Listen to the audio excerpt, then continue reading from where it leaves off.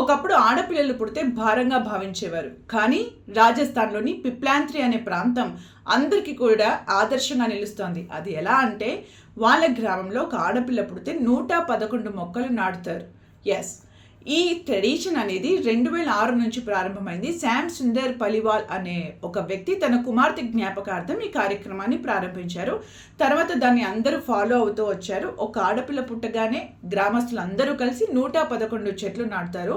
అందులో కూడా సెలెక్టెడ్గా వాళ్ళు చెట్లను నాటడం వల్ల, అంటే మామిడి చెట్లు, జామ చెట్లు, వేప చెట్లు, ఇలాంటి చెట్లను సెలెక్ట్ చేసుకొని మరి వారు 111 చెట్లను నాటుతారు. సంవత్సరానికి మినిమం 60 నుంచి 70 మంది ఆడపిల్లలు పుడుతూ ఉంటారు. ఈ లెక్కన 111 చెట్లు అంటే ఎంత పెద్ద మొత్తంలో అక్కడ చెట్లను నాటారో అర్థం చేసుకోవచ్చు. అది మొత్తం కూడా పచ్చని ఓయాసిస్ని తలపిస్తూ ఉంటుంది.